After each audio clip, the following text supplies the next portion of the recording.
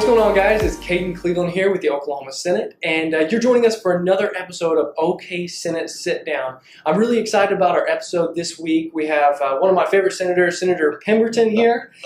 Senator, welcome.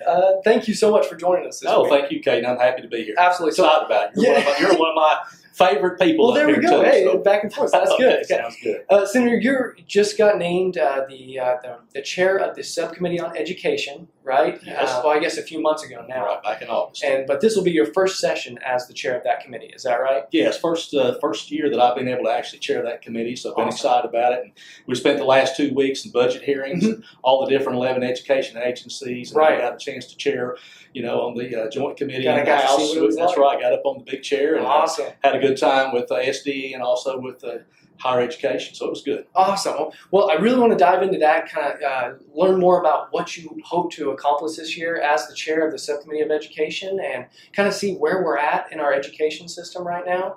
And then also kind of learn a little bit about you and your background and kind of what expertise you're bringing to the Senate. So does it sound okay to you? Sounds great to me. Awesome. Well, hang tight, guys. We'll be right back, and we're going to learn a lot more about Senator Pemberton, and also dive into education and a lot of budgeting topics, and kind of learn a lot more about that. So hang tight. We'll be right back.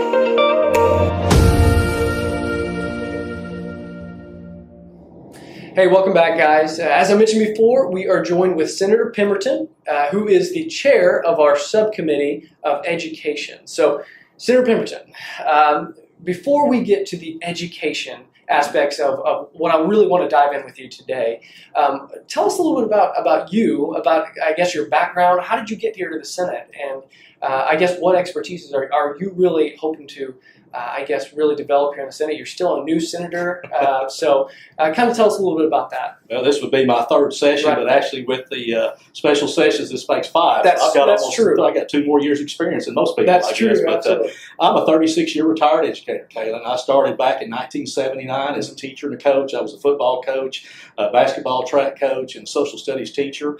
Taught in rural schools. I've taught in suburban schools and urban schools. I've been in 4 different school districts over the last 36 years. Right. I retired in 2015. The first 12 years or so, I served as a coach and a teacher, and then I became an administrator in 1988 and served 26 years as a middle school, high school principal, and also athletic director, and did some federal program work and different things. So I've been just about in every phase of education for the last 36 years. Wow. Okay, so you're definitely bringing some education expertise to the Senate. Is that? Well, I hope so. Yeah. I tell people I've done just about every job there is. That's right. I feel like I have a good working understanding of what's going on in the classroom, what's going on at the administrative end, what's going on with federal programs, athletics. I feel like I've got a good knowledge base in all those different areas. So as bills come up or we talk about where money needs are, then I feel like I've got a real good idea of where the money needs to go and what You've programs. been there and done that type deal, you know what I mean? So you've kind of, what it's like to be in the classroom, and then also to be in the administration role, which is, I guess, it's vital to have that sort of expertise and that experience here in the Senate. So, well, I've been in classes where I've had 36 kids in a class designed for 25, which is some of the problems, issues that we have now. I've been in administration when I couldn't find teachers for the last few years before I retired, and sometimes we would post a job and maybe get 1 applicant for the job in a 6-month period of time, because back probably 25 years ago when I first became an administrator, I'd had anywhere from 15 to 25 applicants for every job, and you get down to where the last 2 or 3 or 4 of those were all so good it was hard to choose. Right. My last few years as administrator, if you could find a warm body, you were doing good. Wow. So we've gotten to that point, so I feel like I can bring some real knowledge to what's needed for public education. Gotcha. So turning, I guess, to a little more specific on your Subcommittee of Education, which, if you're not sure what we mean by Subcommittee on Education, what that means, and correct me if I'm wrong here, but the subcommittee handles more of the funding and budgeting issues of a certain a certain topic. So Right. with you being the subcommittee of education, that means you're the chair of the budgeting and finance sort of topics Right. within education. Is that right? Right. Okay. There's education A and B. A Right. being the policy committee that Senator Stanislawski is the chair Right. of. I'm the chair of the appropriations, which is basically the finance part of it. Gotcha. So there's policy and there's finance, and then we basically look at all the 11 education agencies and Right. what their budget requests are, and look at what we can do depending on how much general revenue we have this year and how that is eventually spread around, Right. and see what we can do Right. to fund our agencies the best we can. Gotcha. Okay. Well, moving into this session, talk to us a little bit about where we're at education-wise, what you hope to see accomplished this year. I know a big part of the Senate Republican agenda, and Senator Treat was just talking about the other day with us on his podcast about how education is the top priority of continued investment in education. Do you kind of see along that, or I mean, you kind of tell us a little bit about your thinking on that. No, I think 100%. I'm 100% behind the Senate agenda, Yes. which we voted on, and I feel like that Senator Treat's got things going in the right direction. And one of those 4 topics or items was education, making sure we protect that investment, that $2.9 billion investment across the state of Oklahoma. So I want to make sure that we continue to go that direction, Right. and we look at how we can make, as Governor Stitt said today in his State of the State, right. we want to be a top 10 state in education in different areas. Then we have to look at what it's going to take to get us there. Right. So I want to make sure I want to be part of that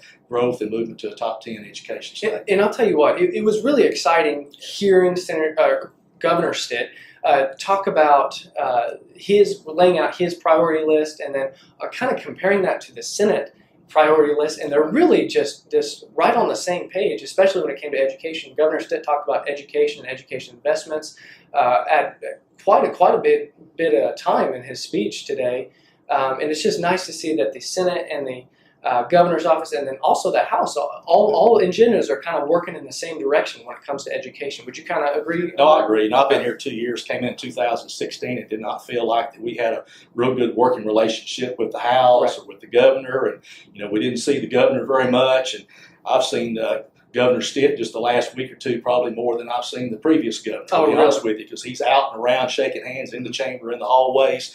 I think that there is a feel of pulling together. I know that Senator Treat has really worked hard to make inroads and work with Representative McCall over there with the speaker. So I think there is a feeling of working together and pulling together towards common goals. So I'm excited, more so than I've been in 2 years, into what I see going. I just want to, hopefully we continue in that direction and down that road. I'm excited about it. Love it. Okay. Well, we're about out of time here, but did you want to comment any last words on I guess, as your role as the chair of the Subcommittee on Education? It's a mouthful there. That is a mouthful. Did you want to have anything you wanted to add as far as things that you hope to accomplish this year with education? Anything you want to shout out to your constituents or anything like that? Well, we just want to make sure. I know the governor said today in his State of the State that he wants to come back and make sure that our teachers are paid number one in the region, which I think that's great. But I know also that our teachers are wanting classroom supplies and materials, and we need to bring back some positions in order to get the class numbers down. Since 1017 and 1991, we've not been able to meet those class sizes in the last 10 or 15 years. So in order to do that, we're going to have to run some money through the formula so we can bring back some of those teaching positions and get some of those classroom numbers down. That's one thing that I would like to see us do. Because that's when the teachers came last year in the walkout. That was the thing they said. We appreciate the raise. Thank you very much, but I still don't have supplies. I don't have software. I've got books that are 10 years old. I've got 36 kids in my class, or 26 in my elementary classes, and I cannot do those kids justice. We need help by funding and by bringing back positions. So I hope that that's something that I can bring to the table as we have our discussions in our appropriations meetings, and also when we meet in our full appropriations, is bringing that perspective that I saw myself, the things that happened to us the last several years at Muskogee High and Muskogee Public Schools when the funding level went down, and it has not come back yet. So hope to bring that to light and push that out front, and hopefully we can address that this year with maybe hopefully as much revenue as we possibly can. That's right. And it's awesome hearing your vision on that, and then also kind of like I did earlier, kind of comparing that with the whole Senate's agenda, and seeing that education piece is going to be such a vital piece of the focus this year for the Senate. So I'm excited. I think that there's going to be so much accomplished this year. There's just a feeling of optimism this year. Would you kind of I agree. with that? I was excited and pumped up today. Being an old coach, I will say the new governor is one of those guys that can fire you up. Right? He can get you going. He's excited. He's one of those guys, I think, that jumps up down the sideline. It's a motivator. So we want to keep him in that motivating. And I think he brings people together, That's too. awesome. And I think he's going to bring the House and Senate together. And I'm excited about what's the future in Oklahoma. Really am. Senator, thank you so much for joining us this Appreciate week. you having me. And guys, thank you for joining us and just staying with us to learn a little bit about Senator Pemberton and just his vision on education and where we're headed, I guess, and also learning about we mentioned the Senate agenda quite a bit in today's video. So if you do want to take a look at any of our other videos, articles, or graphics, we have them all available for you at protem.oksenate.gov. It's a web page we created there with a ton of graphics, videos, and articles, just I guess for you to be able to take advantage of and just kind of be in the loop on what's going on here in the Senate, and just kind of being able to learn and have access to all that information is vital for Oklahomans to know what's going on. So, but guys, thanks again for joining us, and I guess unless you had something else to add. I think we're good. Awesome. We'll sign off, guys, but thank you again for joining us, and I guess we'll see you next week. Bye.